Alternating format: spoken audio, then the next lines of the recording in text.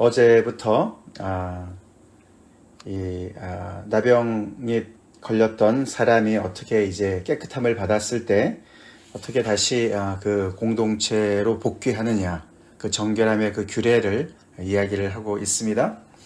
어저께 말씀을 묵상하셨겠지만 오늘 말씀은 이제 어제 말씀과 연결을 해서 우리가 이제 봐야 됩니다. 왜냐하면 오늘 이야기는 어제 나온 이야기에서 조금 이제 다른 버전으로 이제 어저께 말씀을 따라서 하지 못하는 그런 가난한 분들을 위해서, 가난한 자들을 위해서 조금 더 이렇게 그 완화된 그런 규례를 얘기하는 것이기 때문에 어저께 이야기를 먼저 우리가 좀 봐야 되죠. 정말 얼마나 기다렸던 순간이겠습니까? 우리가 그 입장이라면 그렇죠. 정말 이렇게 악성 피부병이 걸려서 나병이 걸려서 사랑하는 가족들과 함께 있을 수도 없고 하나님 앞에 예배를 드릴 수도 없고 그런 공동체 안에서 있을 수 없기 때문에 진영 밖으로 이렇게 퇴출을 당한 상황, 강제 격리를 당한 상황에서 혼자 살아야 되는 그런 정말 신세가 아니었습니까?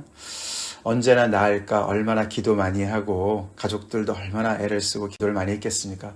사랑하는 가족이 이 나병에 걸려서 격리가 되어서 가볼 수도 없고 정말 엄청나게 그런 정말 힘든 그런 상황을 고된 고난의 그런 길을 겪고 있었고 살아있으나 정말 사는 것 같지 않은 그런 정말 힘든 상황에 있었을 텐데 근데 나병이 깨끗하게 나은 거 아닙니까? 이것을 고쳐주신 것은 당연히 하나님이시죠. 하나님께서 고쳐주신 것을 너무너무 감사해 생각을 했겠죠. 그러나 그가 밟아야 될 절차가 있었습니다. 그 밟아야 되는 절차를 따라서 이 사람은 이제 다시 이 공동체로 환원이 될 수가 있었던 것이죠. 어저께 말씀을 잠깐 같이 보시면은 먼저 그는 제사장을 불렀어야만 했죠. 그래서 제사장이 다시 진찰을 해서 깨끗이 나았다 먼저 판정을 받아야 되고 그 다음부터 이제 그 의식이 시작이 됩니다. 그래서 그 첫날 제사장을 만났을 때 첫날에는 제사장이 그 사람한테 정결한 새 2마리와 백향목과 홍색실과 우슬초를 가져오게 하죠. 그렇게 해서 먼저 그 첫째 날에 하는 그런 예식이 있었습니다. 2마리 새 중에 한 마리는 흐르는 물 위에서 질그릇 안에서 그 새를 잡습니다. 잡고서 그 피를 가지고 흐르는 물 위에서 잡아서 그 물에다가 그 피를 이렇게 섞죠. 섞어서 그 피를 우슬초로 찍어 가지고 그 사람한테 7번을 뿌리라고 하죠. 7번을 뿌리고 그리고 다른 새 1마리를 거기에 피에다가 이렇게 잠궈서 이렇게 담궜다가 백향목과 홍색실과 우슬초와 함께 이렇게 그 새를 날려보냅니다. 백향목과 홍색실 다 이제 붉은 색깔이죠. 그래서 피를 상징하는 것이고 피와 물 다 생명을 상징하는 것입니다. 그래서 그 의식을 가만히 보면은 이 한 새는 죽여서 그 피를 가지고 뿌리고 그래서 그 사람의 모든 부정함이 그 새에게 옮겨져서 그 새 1마리는 죽고 또 다른 새는 그 피에다가 이렇게 담궜다가 멀리 날려보내는 걸 보면은 그 부정함을 가지고 멀리 사라지라고 그 부정함을 멀리 떠나보내는 어떤 그런 의식이죠. 그래서 그렇게 이제 첫째 날을 하게 하고 그 다음에 그의 옷을 빨고 모든 털을 밀고 몸을 또 씻으라고 목욕을 하라고 그렇게 얘기합니다. 자, 그렇게 하고 나서 진영에 들어오게 하지만은 그러나 그 사람의 장막 안까지는 못 들어가게 합니다. 진영 안에 있고 자신의 장막 밖에 있으라고 그러죠. 7일 동안 7째 날까지 그렇게 있으라고 그럽니다. 그래서 데이 1은 그렇게 끝나고 7째 날이 되면은 그는 또 모든 털을 다 밀으라고 그러죠. 몸에 있는 모든 털을. 그래서 부정함을 다 깨끗이 제하고 지난주 말씀처럼 마치 다시 태어난 신생아 모습과 같이 그렇게 이렇게 정말 준비를 하게 합니다. 그러니까 정말 이 나병 짜라트라든 그 병이 얼마나 심각한지를 이렇게 정말 보여주는 것이죠. 그렇죠? 단번에 이렇게 정결함이 되지 않습니다. 그래서 첫째 날에 의식이 있고 그 다음에 일곱째 날 동안에 이렇게 기다렸다가 일곱째 날에는 몸의 모든 털을 다 밀고 그리고 옷을 빨고 또 목욕을 하라고 그렇게 얘기합니다. 정말 그 부정함이 그렇게 제거가 되는데 그렇게 오래 걸리고 굉장히 정말 세세하게 그렇게 준비를 하게 합니다. 여기서 아까 그 새의 피를 그 사람한테 이렇게 뿌리라고 그러지 않았습니까? 물을 섞어서 좀 이렇게 희석을 시킨 다음에 그것을 우슬초에다가 찍어서 7번을 뿌리라고 그럽니다. 7번이라는 숫자 우리가 익숙해졌습니다. 레위기에서 그렇죠. 하나님의 새로운 창조의 그런 그 이야기, 창조의 리듬과 연결되어지고. 근데 이제 이것이 그 속죄하는 피가 사람의 몸에 직접 닿는 거로는 이게 유일한 거라 그래요. 이렇게 재단에 뿌리지 않습니까? 그죠? 그리고 이렇게 재단에 뿔에다가 바르거나 이렇게는 하지만 그 사람한테 직접 뿌리는 것은 이것이 유일하다고 그럽니다. 그만큼 이제 이 부정함으로부터 정말 정결케 되는 것이 굉장히 정말 이렇게 참 쉽지 않은 그런 과정을 겪는 것을 볼 수가 있습니다. 그리고 이제 마지막 날 8째 날이 되었을 때 그는 4가지 제사를 드리게 하십니다. 그렇죠. 이제 드디어 정하게 되었으므로 그동안에 드리지 못했던 하나님 앞에 드리지 못했던 제사를 한꺼번에 쫙 이제 앞에 우리가 다 살펴보지 않았습니까? 그게 5가지 제사가 나왔는데 그 중에 화목제만 빼고 4가지 제사를 드리게 하십니다. 그 4가지 제사를 위해서 그가 가져야 될 제물들이 있었습니다. 흠없는 어린 순양 2마리, 1년 된 흠없는 어린 암양 1마리. 그러니까 양이 3마리예요. 그렇죠? 굉장한 경제적인 부담일 것 같습니다. 그렇죠? 그리고 고운 가루 10분의 3, 10분의 1이 아니라 10분의 3 에바. 그때마다 소재를 드려야 되기 때문에. 그리고 기름 섞은 소재물과 기름 1록을 가지고 오라고 말씀을 하시죠. 꽤 많이 준비를 해와야 돼요. 4가지 제사를 다 드려야 되기 때문에. 자, 그렇게 하면서 첫 번째 어린 순양 1마리를 가지고 속건제를 드리라고 합니다. 속건제. 속건제는 언제 드린다 그랬죠? 하나님의 성물이나 하나님의 계명을 어겼을 경우에, 그래서 배상과 함께 드리게 되는 것이죠.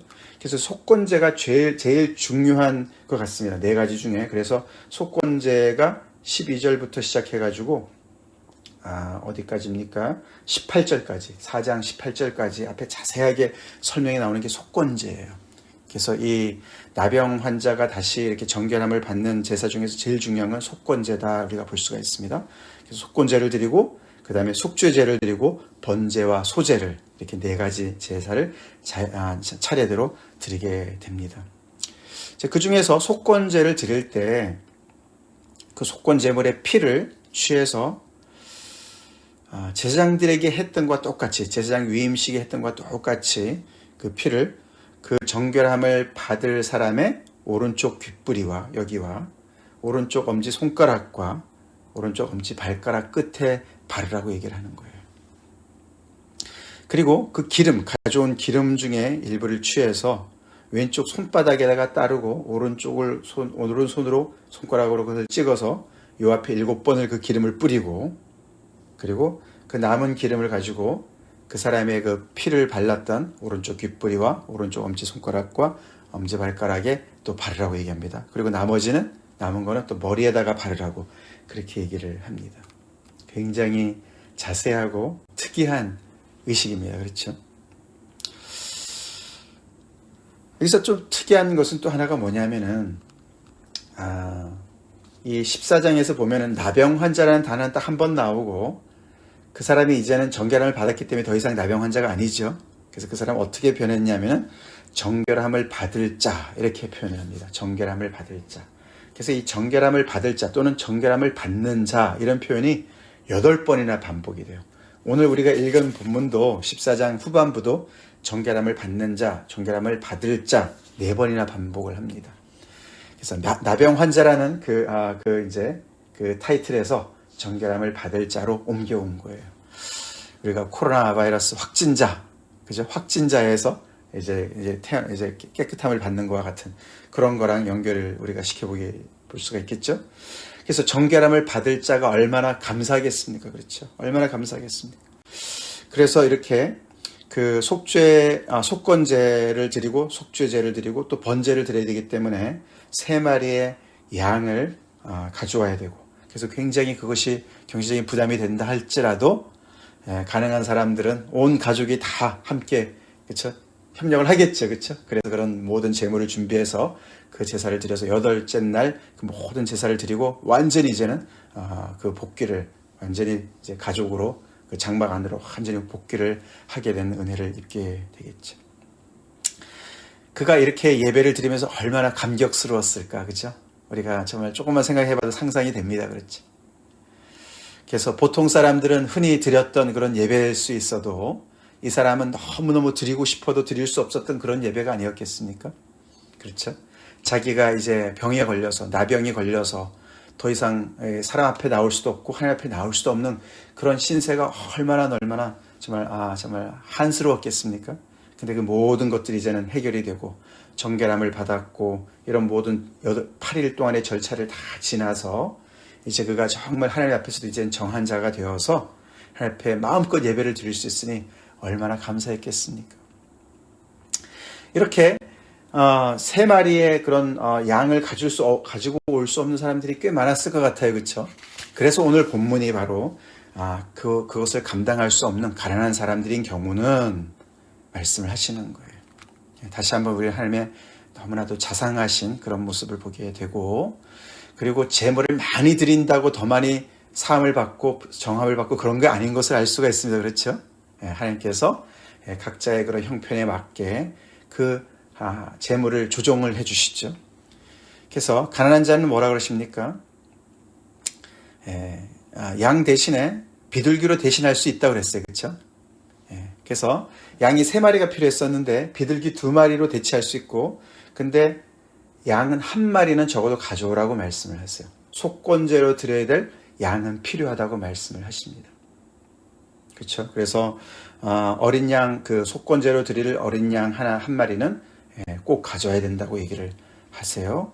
그리고 고운 가루는 10분의 3에서 10분의 1로 줄어들죠. 10분의 1로 줄어듭니다. 그래서 그렇게 양은 조절해 주시지만 4가지 드려야 되는 제사, 속건제와 속죄제와 번제와 소제는 다 드리도록 그렇게 말씀을 하시고, 거기에 자세한 그런 의식은 다 똑같습니다. 그렇죠?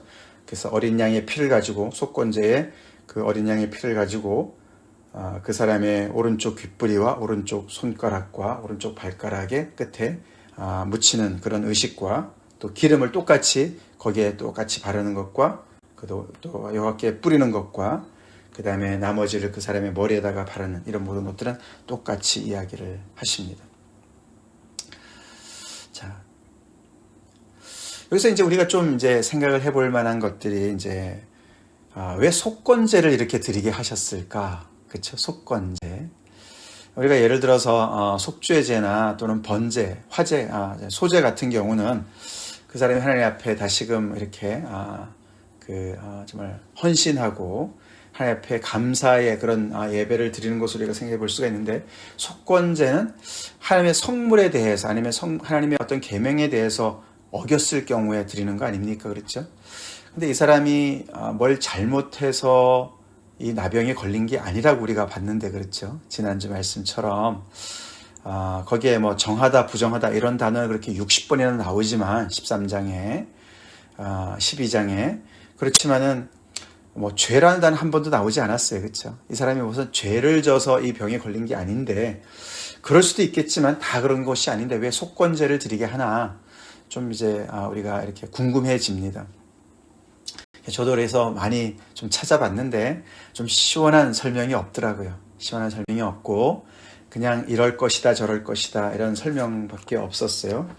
그래서 이 속건제를 이렇게 드리는 것을 보면서 아무래도 부지 중에 어떤 하나님의 어떤 그런 성물, 어떤 하나님께 어떤 그런 불경죄를 지은 것이 아니냐, 하나님의 그런 거룩함을 침해한 것이 아니냐, 아니면은 뭐 민폐라는 단어 있잖아요, 그렇죠? 우리가 예를 들어서 뭐 코로나가 걸렸다, 뭐 내가 잘못해서 걸린 게 아니죠, 그렇죠? 그렇지만 내가 코로나가 걸렸기 때문에 주변의 많은 사람들에게 어떻게 보면 이렇게 좀 폐가 되는 어떤 그런 거랑 비슷하게 이 사람이 나병이 걸림으로 인해서 그가 어떤 그 공동체와 어떤 하나님의 어떤 그런 성물에 자기도 모르는 사이에 그렇게 어떤 피해를 끼친 것이 아니냐, 이런 정도의 설명이 있더라고요. 하여튼간에 그래서 이 속건제가 굉장히 중요한 그런 제사로 이렇게 설명이 된다는 것이죠. 자, 그래서 이 한 사람이 완전히 공동체로부터 완전히 이렇게 열애를 당했었고 어떻게 보면 추방을 당하는 마찬가지 아닙니까? 그래서 정말 보통 사람들이 누릴 수 있는 그런 모든 혜택들, 가족들과 함께 살 수 있고 또 공동체와 함께 지낼 수 있고 하나님께 예배를 드릴 수 있는 모든, 또 화목제를 드렸을 때 화목 제물에 또 참여할 수 있고 이런 모든 혜택을 다 뒤로 하고 정말 어떻게 보면 죽을 날만 기다리고 있는 것 같은 그런 상태로 이렇게 진영 밖에 버림을 받았던 한 사람이 어떻게 다시금 그 정말 복된 그런 공동체 안으로 회복이 되는가, 그것을 자세하게 이렇게 우리가 다루고 있는 것을 보게 됩니다.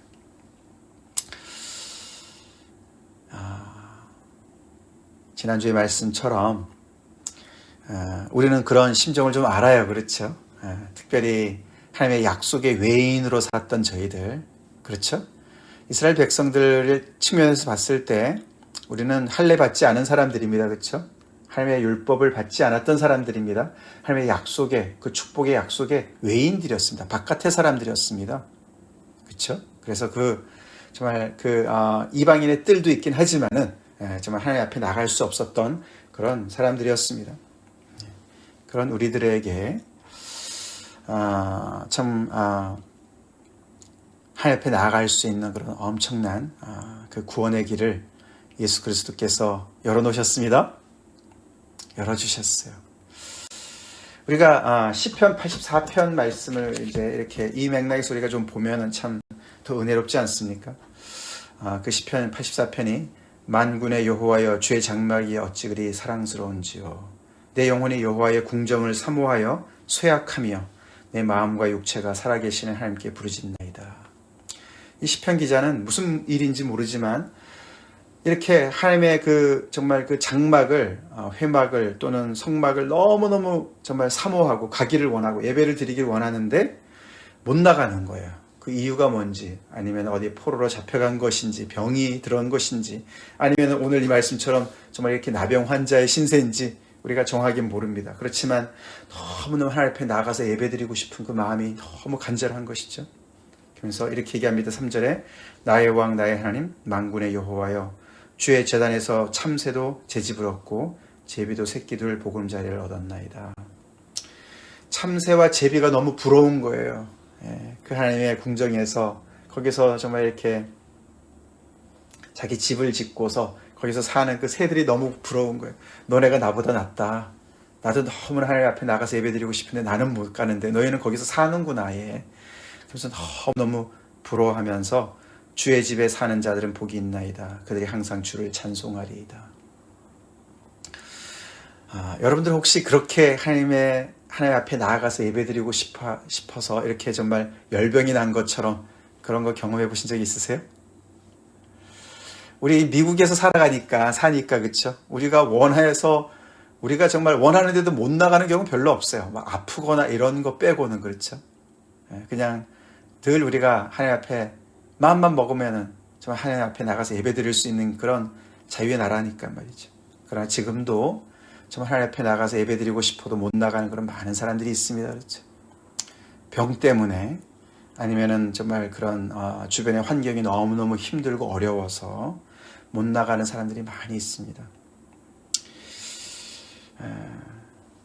우리 예수님 모를 때, 죄 가운데 살 때에, 그래서 예배 드리는 그 기쁨도 모르고 살아갔었던 우리였지만 정말 하나님 앞에 예배 드리는 기쁨을 우리가 알게 되고 하나님 앞에 그렇게 나가서 예배 드리는 것을 기뻐했던 그 순간을 우리가 떠올리면서 우리 요즘에 또 하나님 앞에 드리는 예배를 다시 한번 돌아봅시다. 오늘 이 레위기 14장에 나오는 이 정말 나병이 걸려서 정말 그 오랜 기간 동안 정말 그 고통 중에, 그런 정말 그 괴로움 중에 있다가 나음을 받아서 이 8일 동안의 이런 의식을 통해서 철저한 의식을 통해서 다시금 정말 그 몸에 있는 털을 다 밀고 기다리고 그 사이에 또 다시 번지면 어떻게 얼마나 초조하겠습니까? 그렇죠? 그랬던 그 사람이 완전히 격리되었던 그 한 사람이 다시금 다 그렇게 회복이 돼서 하나님 앞에 정말 눈물로 감격하면서 예배드리는 그 순간을 우리가 기억해 봅시다. 우리 매번에 하나님 앞에 드리는 예배의 자리가 그렇게 감격의 자리가 되면 얼마나 좋겠습니까? 우리 그렇게 예배를 드립시다. 그 길을 열어놓으신 예수님, 우리 어저께도 우리가 마가복음 15장을 묵상했지만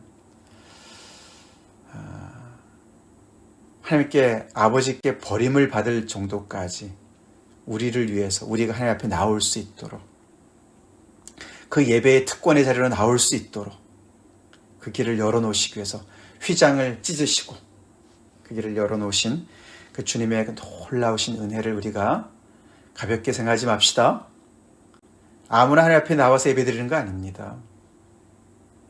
우리 이제 팬데믹도 이렇게 조금씩 수그러들고 우리가 마스크도 조금씩 이제 벗고 그러니까 더욱더 우리가 하나님 앞에 나와서 예배드리는 거 정말 우리가 간절한 마음으로 하나님 앞에 예배드리는 그런 공동체에 대해 간절히 기도합니다. 다 같이 기도하시겠습니다. 하나님 아버지 감사합니다. 나병에 걸려서 아버지 그 병 때문에 완전히 격리되었던 한 사람이 나음을 받아서 어떻게 다시 그 공동체 안으로 예배 공동체 안으로 다시 회복되는 것을 자세하게 우리가 봅니다. 주님, 정말 아버지 그런 엄청난 아버지 그런 참 시간과 노력과 또 자신의 그런 참 재물을 들여서 그렇게 그 자리로 가는 그 사람의 그 심정을 저희가 봅니다. 그 모든 것을 단번에 이루시고 우리에게 구원의 길을 열어놓으신 주님, 정말 그 하나님의 놀라우신 사랑과 예수 그리스도의 그 순종, 예수님의 그 보혈의 능력 우리가 거저받아서 그 가치를 우리가 잘 모르는 것이 아닌지 다시 한번 우리가 돌아봅니다. 아버지 나병 환자 이상으로 우리가 아버지 죄의 그 병에 걸려서 죽어가고 있었습니다. 하나님과 상관없이 진영 밖에서 아버지 정말 사망의 그늘 아래 살았던 저희들입니다. 그런 저희들에게 아버지 하나님의 정말 온전한 나음을 주시고 정결함을 주시고 죄사함을 주시고 하나님 아버지 앞에 예배의 자리에 우리를 불러주신 하나님의 놀라운 이 은혜를 저희가 당연시 여기지 않게 도와주시고 아버지 우리가 더욱더 간절한 심령으로 주님 앞에 예배드리는 저희가 늘 간절히 기도합니다. 특별히 이 팬데믹을 지나면서 무너진 우리의 예배를 다시금 세워주시고 교회를 세워주시옵소서. 예수님 이름 받들어 간절히 기도 올리옵나이다. 아멘.